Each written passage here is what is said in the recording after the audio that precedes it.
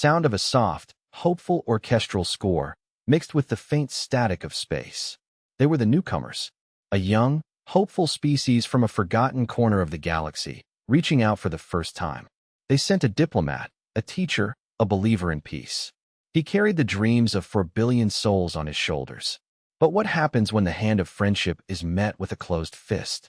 What happens when the galaxy's oldest empires decide that a new species is too dangerous to exist? And when they kill humanity's ambassador? What happens when humanity responds not with fleets, but with silence? They killed humanity's ambassador. The galaxy was shocked by our response. Before our story begins, subscribe to the channel for more tales of humanity's journey through the stars, and light up the like button to help us reach new worlds. Alright, let's begin the story. Ambassador Eris Thorn looked out the small viewport of his transport ship, the Odyssey. The Galactic Council station hung in the void ahead, a jewel of impossible engineering. It was called the Aegis. Larger than any city ever built by human hands, it spun with the slow, deliberate grace of a god. Lights glittered across its metallic surface, a constellation of 1,000 different civilizations. Approaching final docking sequence, Ambassador, came the voice of Commander Eva Rostova, his military escort and the only other human on the bridge. Her voice was calm, tactical. Always. Eris nodded, his throat tight. The weight of it all. Eva, do you feel it? Rostova's gaze didn't leave her console. I feel the weight of 4 billion lives, sir. And the mass of that station. Our shields wouldn't last 10 seconds against their defensive grid. He allowed a small smile. Always the tactician. It's my job to consider the threats, sir, she replied quietly. Yours is to make friends. Friends. The word felt so small now. Earth was counting on him. Humanity had discovered faster-than-light travel only 63 years ago. The 87 full members of the Galactic Council had been shaping the galaxy for millennia. Some, Rostova had warned him, saw humans as little more than clever apes who'd gotten lucky with physics. Remember, Ambassador, Rostova said, her voice dropping lower. They've been at this for thousands of years. Their definition of peace might not be the same as ours. Duly noted, Commander. The Odyssey docked with a soft bump. Eris gathered his datapad and walked toward the airlock. He was a history teacher by trade, chosen for his calm demeanor and his deep belief in the good of others. He hoped it would be enough. The airlock hissed open. The air inside the Aegis smelled old, clean, but with a metallic tang of recycled air filtered for 10,000 years. The gravity was lighter than Earth's, a gentle, constant reminder that he was no longer home. A tall, crystalline alien approached. Its body was a swirl of living amethyst, and its eyes glowed with soft, white light. Eris recognized it from his briefings. A Xylosian. Welcome to the Aegis, the Xylosian said. Its voice was a chorus of soft chimes, translated perfectly into English by his implant. I am Shimmer, of Vex 9. I will show you to your quarters. Eris bowed slightly, the way his cultural advisors had taught him. Thank you, Shimmer. I am Ambassador Eris Thorn, representing the United Governments of Earth. The Xylosian's crystalline features showed no emotion. Yes, we know who you are. Follow me. They walked through corridors filled with aliens Eris had only seen in simulations. Some floated in the air on personal repulsor lifts. Others skittered on 6, 8, or 12 legs. The diversity was a beautiful, terrifying spectacle. How many species are part of the council? Eris asked, trying to make conversation. 87 full members. 23 associates. Vex, 9 replied without looking back. Humanity, if approved, would begin as an associate. The way it said if made Eris's stomach tighten. The next day, Eris stood in the center of the junior council chamber. The room was immense, a perfect circle of floating platforms where representatives from dozens of species watched him. Eyes, sensors, and organs he couldn't identify were all fixed on him. He began his speech. Honored representatives, I come before you today, representing the 4 billion humans of Earth. We are a young species, yes, but we are eager to learn. Eager to contribute. A massive creature that looked like a walking mountain of granite interrupted him. A Gorn hegemon. Contribute what, human? Your technology is primitive. Your fastest ships are quaint. Your weapons are crude. Eris had expected this. We may not have your technology, but we have other things. We have art. Music. Philosophy. We have different ways of thinking. A dry, chittering sound filled the chamber. Eris realized it was laughter. It came from a cluster of insectoid aliens, their carapaces gleaming under the light. The Cthar swarm. Philosophy. One of them clicked, its mandibles vibrating. What uses philosophy in the void? Can your philosophy mine an asteroid? Can your art build a starship? Eris felt his face grow hot, but he kept his voice calm, measured. Our philosophy teaches us the value of an individual life. Our art, it shows us the beauty in a universe that can be cold and empty. We believe these things matter. Perhaps they do. A new voice. Soft, melodic. Eris turned to see a young representative who looked almost elven, with silver skin and eyes like liquid midnight. I am Representative Lyra of the Cygnian Ascendancy, she said. We are interested in human culture. Your music, especially. We have monitored some of your broadcasts. Eris smiled for the first time. A genuine smile. Thank you, Representative Lyra. We would be honored to share it with you. The debate went on for hours. The younger species, the Cygnians and a few others, seemed curious. But the old guard, the Gorn, the Xylosians, and especially the Cthar, they remained hostile. The Cthar representative buzzed angrily. Humans are dangerous. Their history is a litany of war. Their planet is divided. How can we trust a species that cannot even trust itself? It is true, we have fought, Eris admitted, his voice heavy. But we have learned. We have bled. The fact that I am here, speaking with one voice for all of humanity, that shows we can overcome our differences. An ancient, withered alien with tentacles for arms spoke up. It was Elder Kor, one of the council's founders. Young human, it whispered, its voice like sand and dust. You speak of peace, but your species has only just stopped killing each other. What happens when you disagree with us? Will you resort to the violence that has defined your entire history? Eris met the ancient being's gaze. Elder, we believe that talking is always better than fighting. That is why they sent a teacher and not a general. The session ended without a decision. For 3 weeks, the debates continued. Eris met with Lyra in secret. She had become his only real friend on the station. Be careful, Eris, she warned him over a cup of human tea she had grown to enjoy. The Cthar are meeting in private. They aren't just opposing your petition. They are angry. What do you mean?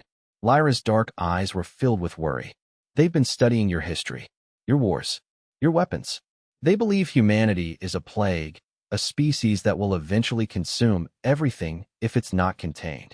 That's insane. Eris shook his head. We just want trade. A chance to learn. I know that, Lyra said softly. But fear does not listen to reason. The Cthar are one of the oldest powers. If they truly oppose you. She let the sentence hang in the air. What should I do? Be careful tomorrow, Lyra urged. The final vote is scheduled. Maybe have Commander Rostova attend with you. Eris considered it, then shook his head. No. If I bring a soldier to a diplomatic meeting, it will only prove their point. I have to trust that they are civilized. Lyra looked like she wanted to argue, but she simply nodded. As she left, she paused at the door. Eris, my people were once like yours. Young. Ambitious. The old guard fears that ambition. They fear change. Please be safe. That night, Eris couldn't sleep. He thought of his family back on Earth. His wife, his 2 children. He had volunteered for this mission, knowing the risks. He believed in humanity. He believed in peace. He had to. The next morning, he made his way to the junior council chamber for the final vote. It was packed.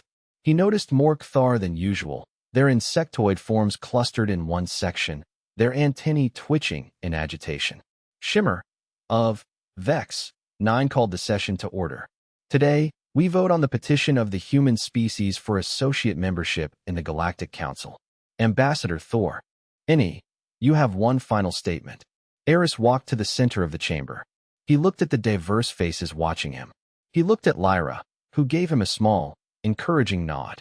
He looked at the Cthar, their compound eyes unreadable. Honored representatives, he began. 3 weeks ago, I came here as a stranger. Today, I hope I can call some of you friends. He paused, gathering his thoughts. The future of his species rested on these next few words. We know we are young. We know we have made mistakes. But we are here because we want to learn from you. We want to contribute to the peace you have built. He looked directly at the Cthar section. Some of you fear us. I understand that fear, but I ask you to judge us not by our past, but by our potential. Give us a chance to prove we can be good neighbors and trusted allies." He was about to continue when he saw it. One of the Kthar representatives was holding a small, dark cylinder. It didn't look like a weapon, but it was glowing with a faint, sickly green light, and it was pointed directly at him. Eris opened his mouth to ask what the device was, but the words never came. A fire ignited in his mind. It was a pain beyond anything he had ever imagined. It felt like his very thoughts were being burned away, his memories turned to ash. He collapsed to the floor, his body convulsing. Through the agony, he heard screams, shouts, the chime-like voice of Vex, 9 calling for security. He tried to move, tried to speak, but his body was no longer his. The pain intensified, and darkness crept in at the edges of his vision. He saw Lyra's silver face kneeling beside him, tears streaming down her cheeks.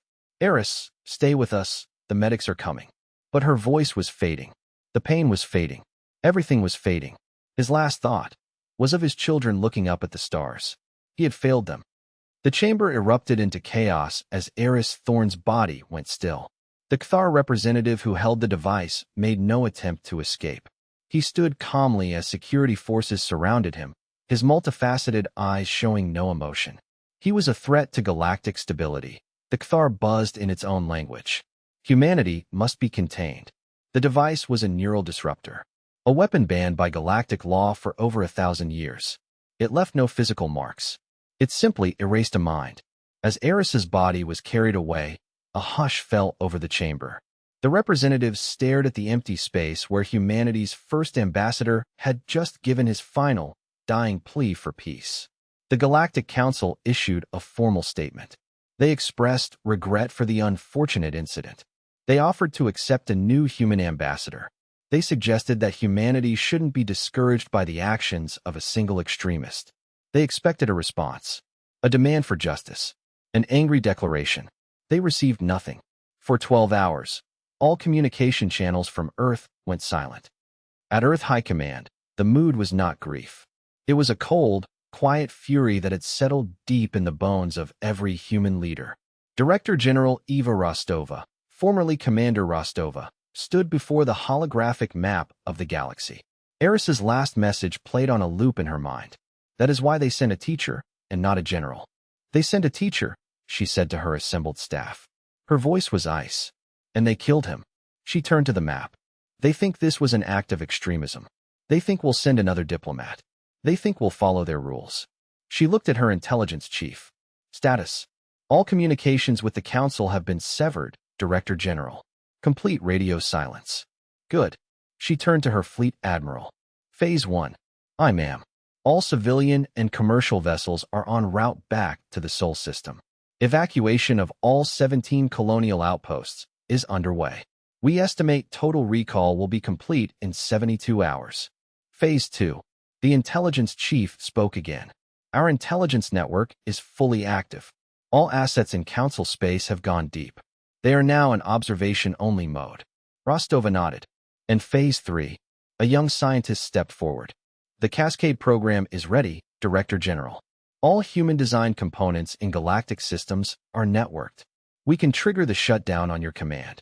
For 50 years, humans had been the galaxy's quiet workhorses. Their microfabricator. Were cheaper and more reliable. Their navigation software was more intuitive. Their energy regulators were more efficient. Humans had quietly integrated their technology into the backbone of galactic civilization, from hospital life support systems to capital ship engines. The Council had seen it as proof of humanity's usefulness. They never saw it as a threat. The Council has made a judgment about our species, Rostova said to the silent room. They judged us as violent, unpredictable, dangerous. She took a deep breath. Let's show them they were right. On the Aegis, confusion turned to worry. They're all leaving, a trade commissioner reported to the senior council. Every human ship. They're paying breach of contract fees and just leaving. Their colonies are being abandoned, another report confirmed. Years of work, left to rot. Then, the final, chilling message arrived. It was sent simultaneously to every species in the galaxy. It wasn't a threat. It wasn't a declaration of war. It was a simple data packet. It contained the full biography of Eris Thorn. His life as a teacher, pictures of his wife and children, his volunteer work, his writings on peace and understanding. Beneath it all was a single line of text. This is who you killed. Then, silence again. For another month. Some of the older council members were beginning to worry. Lyra of the Signians pleaded with them to reach out, to show genuine remorse. Elder Corgus scoffed. Let them sulk. They are primitives. They will come crawling back when their economy collapses. They had no idea. It was their economy that was about to collapse. For months and 7 days after the murder of Ambassador Eris Thorn, at exactly 1200 Galactic Standard Time, the war began. It was a war with no explosions, no battles, no deaths. It was far worse. On the Xylosian homeworld, a surgeon was performing a delicate crystalline resonance surgery. Her medical equipment, powered by human-designed energy regulators, suddenly went dark.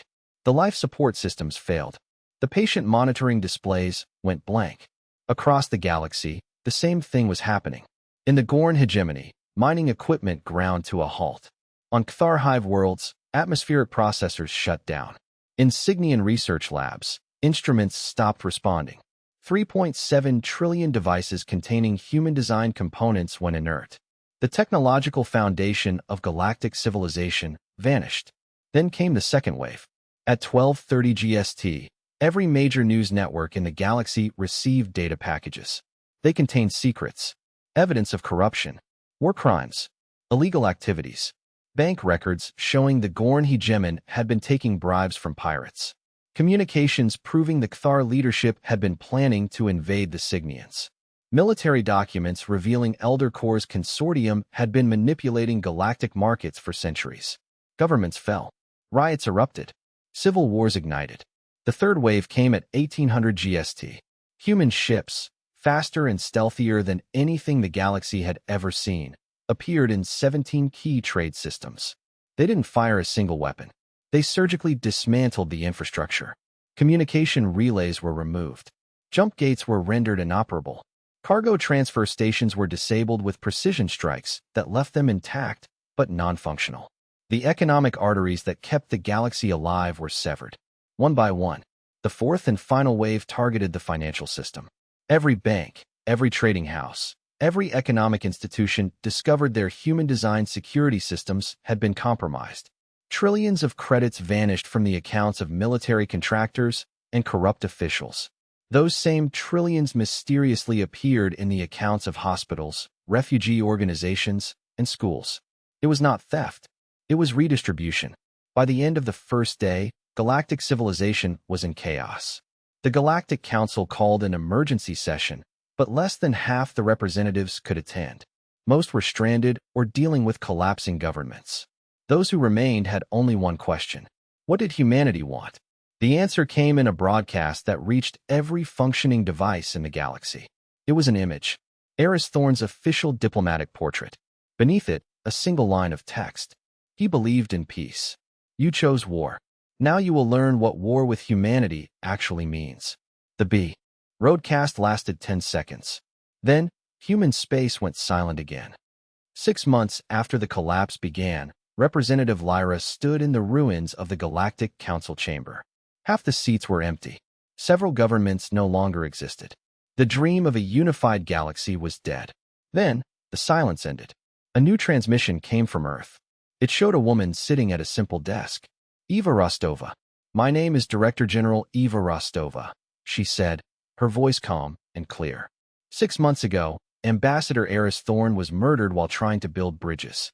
His death showed us that the galaxy was not ready for peace. So we have educated you. Images flashed on the screen. Hospitals struggling without human medical tech. Economies collapsing. Corrupt governments falling. This was not revenge, Rostova said. This was a lesson. Now, we offer you a choice. The transmission showed human ships approaching worlds, not with weapons, but with supplies. Food, medicine, construction materials.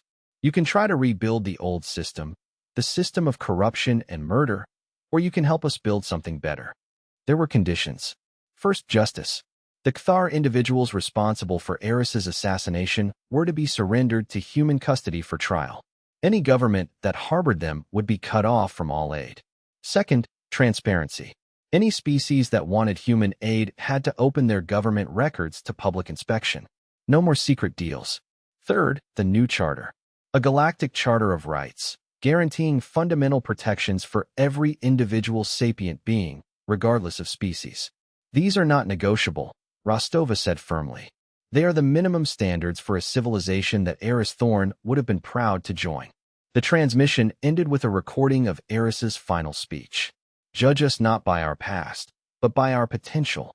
The final words appeared on every screen. Eris Thorn believed in you. Now prove him right. Within a year, a new galactic confederation had formed, built on the principles Eris had died for. The Signians were the first to join. The Gorn, their government overthrown, followed soon after. The Kthar, facing civil war and galactic isolation, surrendered the assassins. The old council chamber was replaced with a new, open forum where every voice could be heard. Corruption was eliminated. Resources were shared. The quality of life across the galaxy improved dramatically. 5 years after his death, a statue of Eris Thorn was unveiled in the center of the new Confederation assembly. It showed him not as he died, but as he had lived, with his hand extended in friendship. Director General Rostova gave the dedication speech. Eris died believing that all beings could work together, she said to the assembled representatives of over 200 species. He was murdered by those who saw cooperation as a weakness. She paused, looking at the diverse, hopeful faces. His death forced us all to choose what kind of galaxy we wanted. We chose Eris's vision. She looked up at the statue of her friend. This statue is not a monument to the dead. It is a promise to the living. A promise that we will never again allow fear to triumph over hope. Eris Thorn will never see the galaxy he dreamed of, but his children will. And their children will grow up in a universe where every individual life has value. A universe built from the ashes of the old. A universe paid for with the silence of a species that had been pushed too far.